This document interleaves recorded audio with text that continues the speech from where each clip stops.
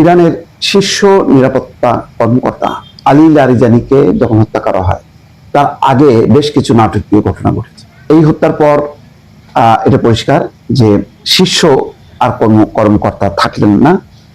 বলা হচ্ছে যে আয়াতুল্লাহ আলী খামেনির মৃত্যুর পর লারিজানি ছিলেন দেশটির সবচেয়ে সিনিয়র নেতা, এখন আর সিনিয়র নেতা থাকলেন না।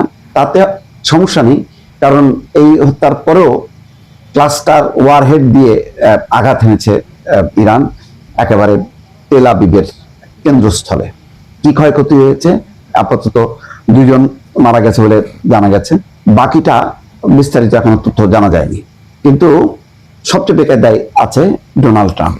ইতিমধ্যে তিনি মিত্রদের সমালোচনা করেছেন যে ইরান যুদ্ধে তারা জড়িত হতে চায় না।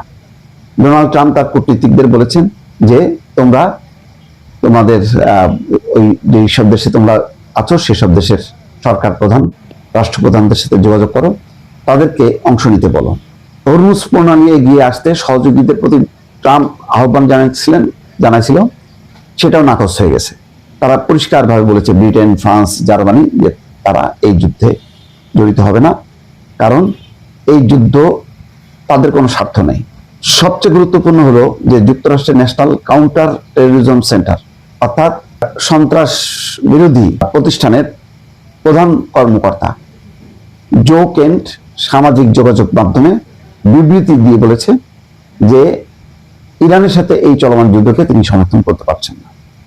সংযুক্ত আরব আমিরাতে অস্ট্রেলিয়ার সামরিক ঘাঁটিতেও হামলার খবর নিশ্চিত করেছেন অস্ট্রেলিয়ার প্রধানমন্ত্রী অ্যান্থনি আলবানিজ বলেছেন স্থানীয় সময় সকাল 9:30টায় হামলা হয়েছে, কোনো নাগরিক আহত হননি, সবাই নিরাপদ আছে। কিন্তু অস্ট্রেলিয়ার একজন সিনিয়র মন্ত্রী নেতানিয়াহু এবং ট্রাম্পের তীব্র সমালোচনা করে বলেছে যে তারা যুদ্ধাপরাধী। অস্ট্রেলিয়া আবার আমেরিকাকে সমর্থন দিয়েছে। সব মিলায় এখন রীতিমতো যে পরিস্থিতি, তাতে এলোমেলো অবস্থা। পশ্চিমা দেশগুলো হরমুজ প্রণালী রক্ষায় যুক্তরাষ্ট্রের আহ্বানে সাড়া দেয়নি।